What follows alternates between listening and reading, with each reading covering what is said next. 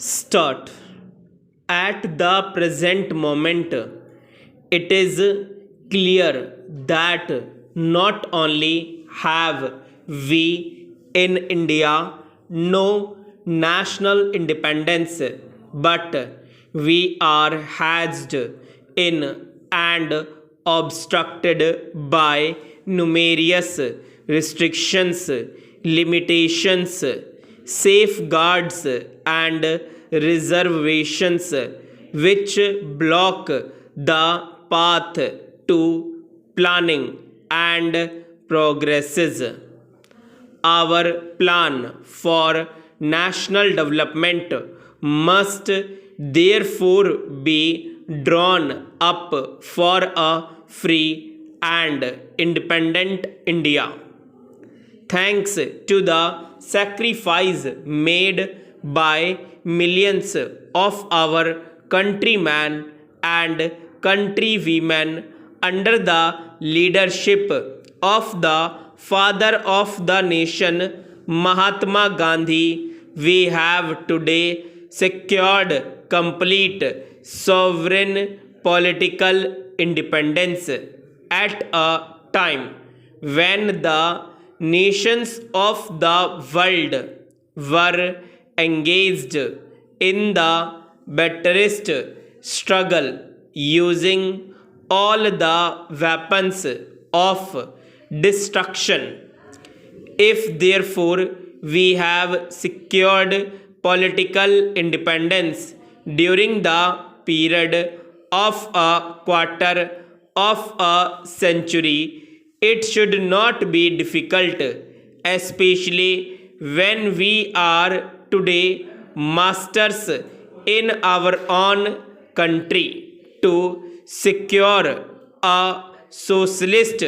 pattern of society, as has already been indicated. But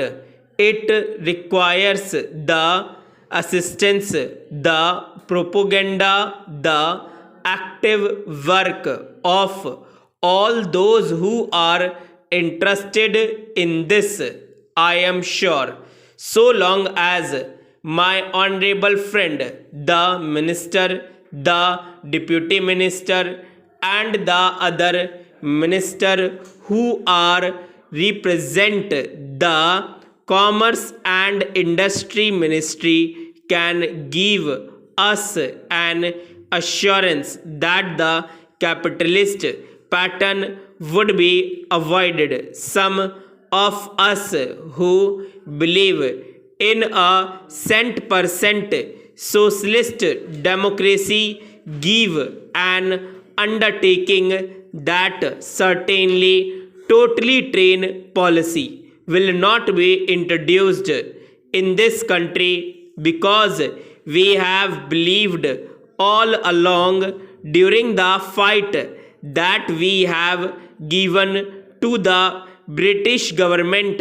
when we secured political independence that we shall try to maintain democracy undiluted and a socialist democracy at that. I am absolutely certain that in this country of ours, liberty of thought, liberty of speech, and liberty of action will be guaranteed to every citizen to express his views in the manner he please. I therefore assure my honorable friend that so long as we do not, in the garb of a socialistic pattern, support a capitalist system, India will stand 100% for a socialist democracy.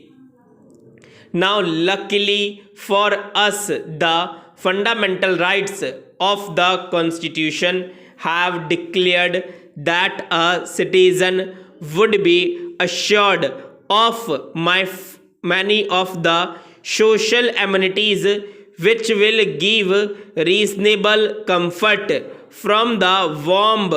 to the grave, but mere annunciation, as I have said many times, will not satisfy the common man unless the saying is put into effect. I am absolutely certain, therefore, that so long as there is a determination on the part of our countrymen, we will be in a position to secure a socialist pattern of society. It is not even possible to draw up a plan on any other basis.